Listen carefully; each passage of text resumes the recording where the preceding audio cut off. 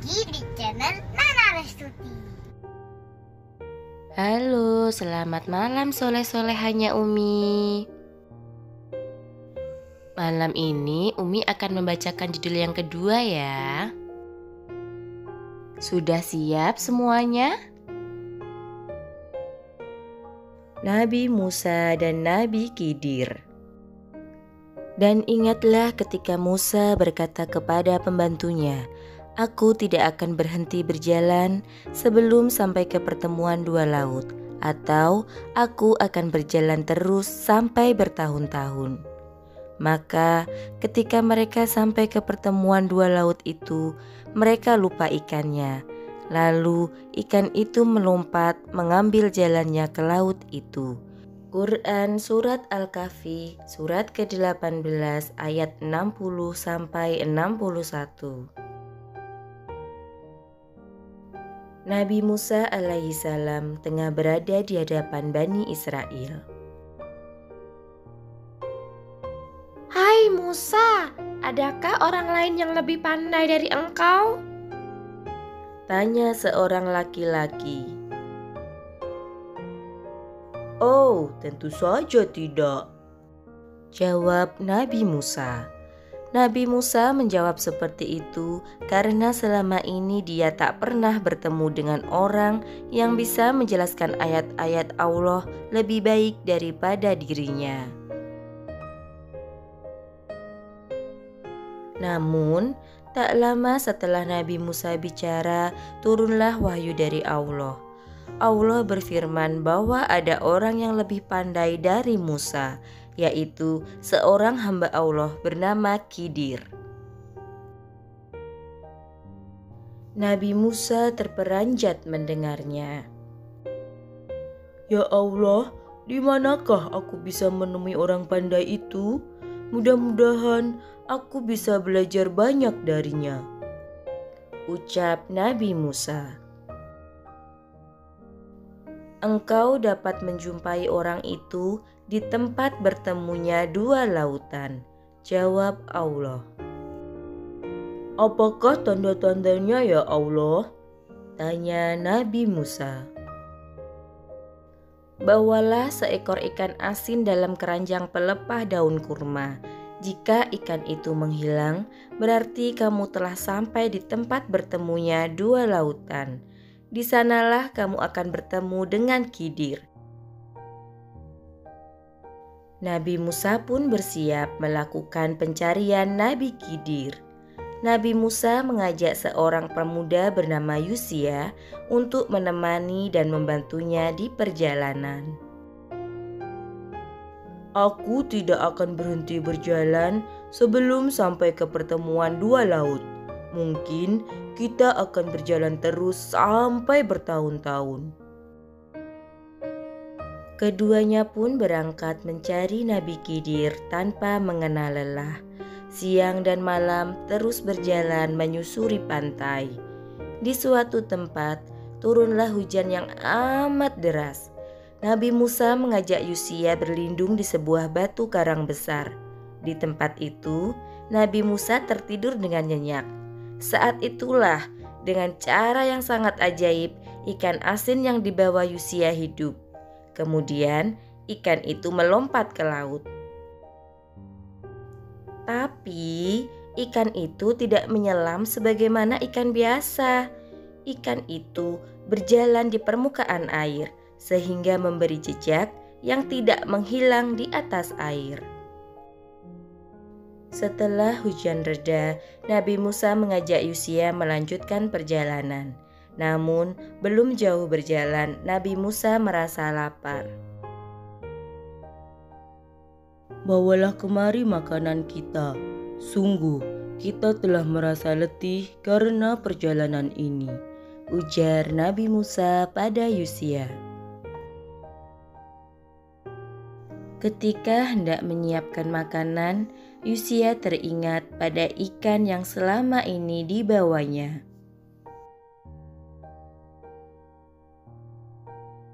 Ingatkah engkau ketika kita berlindung di batu tadi?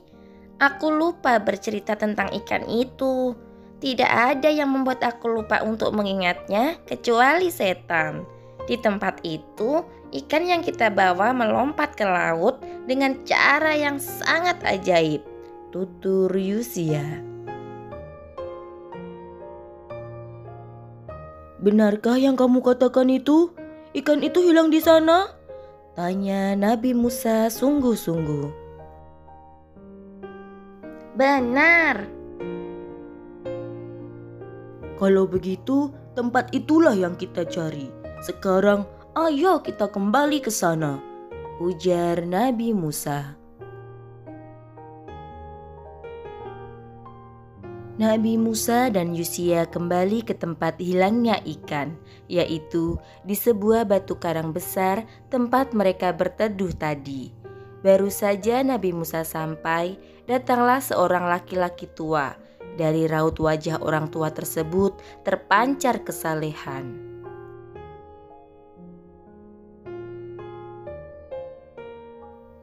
Pasti inilah orang yang selama ini aku cari, pikir Nabi Musa. Assalamualaikum ya Khidir, sapa Musa. Nabi Khidir membalas salam Nabi Musa, lalu bertanya, "Siapakah engkau?" "Aku Musa." "Oh, jadi engkaulah Nabi Bani Israel itu?"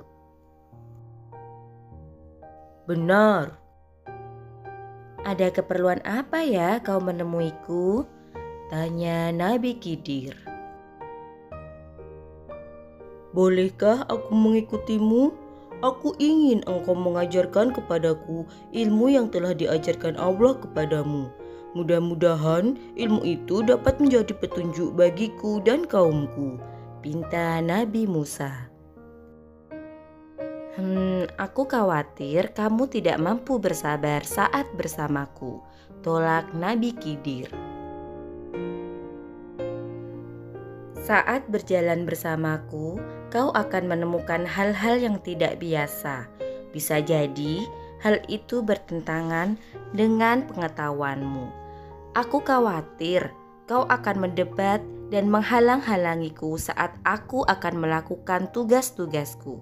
Apalagi selama ini kau biasa berdebat dengan kaummu tentang sesuatu yang kau anggap benar." Tidak. Insya Allah, aku akan bersabar dan aku tidak akan menentangmu dalam urusan apapun, janji Nabi Musa. Baiklah, kalau begitu kau boleh mengikutiku, tapi ada syaratnya. Kau tidak boleh bertanya dan berkomentar apapun tentang apa yang aku lakukan. Sampai tiba saatnya, aku akan menjelaskan semuanya kepadamu. Bagaimana? Kamu sanggup? Baiklah. Nabi Musa menyanggupi syarat yang diberikan Nabi Khidir.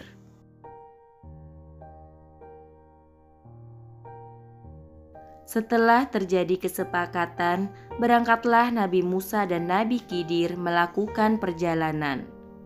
Tiba di suatu tempat, mereka menumpang perahu seorang nelayan miskin. Pada saat perahu itu berlayar dan orang-orang yang ada di dalam perahu tidak melihat, Nabi Khidir memecahkan 2 papan dindingnya. Nabi Musa terperanjat melihat perbuatan Nabi Khidir. Sungguh buruk sekali perbuatannya itu. Sementara sang nelayan sudah berbuat baik dengan mengizinkan mereka menumpang perahunya. Kini Nabi Khidir malah merusaknya. Nabi Musa tak bisa berdiam diri. "Mengapa engkau melubangi perahu itu? Apakah kau melakukannya untuk menenggelamkan penumpangnya? Sungguh engkau telah berbuat kesalahan yang besar," kecam Nabi Musa. Nabi Khidir memandang Nabi Musa. "Bukankah sudah kukatakan, engkau tidak akan mampu sabar bersamaku?" Seketika itu juga Nabi Musa sadar dia sudah melanggar kesepakatan. Seharusnya Nabi Musa tidak menanyakan apapun yang dilakukan Nabi Khidir. Maaf, maaf, maaf. Janganlah engkau menghukum aku karena kelupaanku. Maafkanlah kekilafanku. Izinkan aku tetap mengikutimu. Sesal Nabi Musa. Baiklah, tapi jangan kau ulangi kesalahanmu, ujar Nabi Khidir. Nabi Musa pun berjanji. Setelah itu, Nabi Khidir dan Nabi Musa turun dari perahu untuk melanjutkan perjalanan. Setelah sekian lama berjalan, keduanya sampai di sebuah perkampungan. Di tempat yang sepi, mereka melihat seorang anak kecil yang sangat lucu. Nabi Khidir mendekati anak tersebut dan memukulnya hingga meninggal. Tentu saja Nabi Musa langsung marah pada Nabi Khidir. Seorang anak kecil yang tidak berdosa mati di tangan Nabi Khidir. Sungguh perbuatan yang sangat jahat. Mengapa engkau membunuh jiwa yang bersih? Padahal kau tidak melihat dia mencelakakan siapapun. Tega sekali engkau, protes Nabi Musa dengan marah.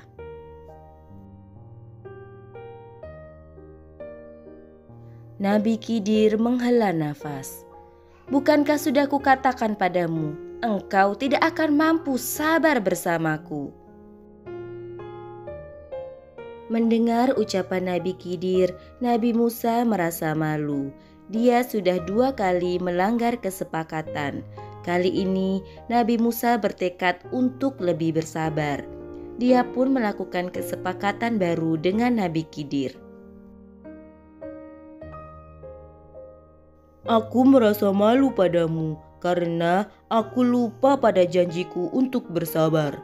Mulai sekarang, jika aku tidak mampu menahan diri dan bersabar melihat apa yang kau lakukan, maka jangan lagi engkau perbolehkan aku menyertaimu. Janji Nabi Musa. Nabi Khidir menerima janji Nabi Musa. Tinggal 1 kesempatan lagi untuk Nabi Musa. Kini Nabi Musa benar-benar harus ingat agar bisa menahan diri untuk tidak mengomentari, mencela, atau mencegah perbuatan Nabi Khidir. Kalau sampai gagal, maka hilang sudah kesempatan Nabi Musa untuk mempelajari ilmu Nabi Khidir. Keduanya melanjutkan perjalanan. Nabi Musa dan Nabi Khidir memasuki sebuah perkampungan. Kepada penduduk di sana, keduanya meminta sedikit makanan. Namun, tak ada satupun yang peduli pada keduanya. Penduduk kampung tersebut malah mengusir Nabi Musa dan Nabi Khidir dengan kasar.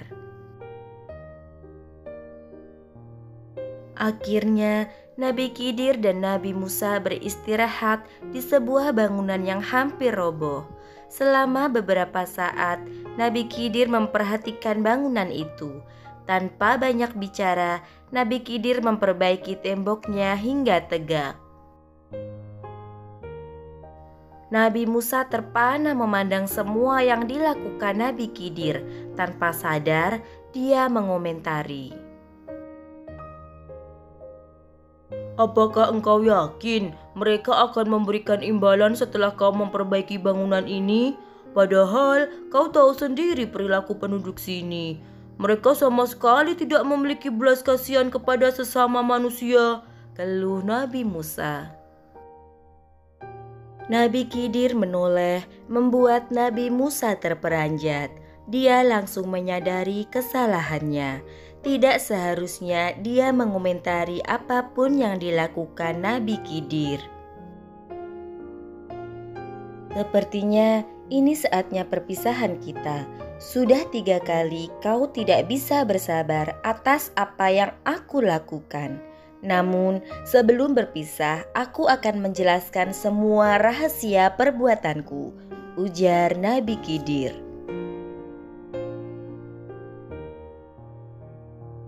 Nabi Musa pasrah mendengar ucapan Nabi Khidir. Dia mengakui ketidaksabarannya.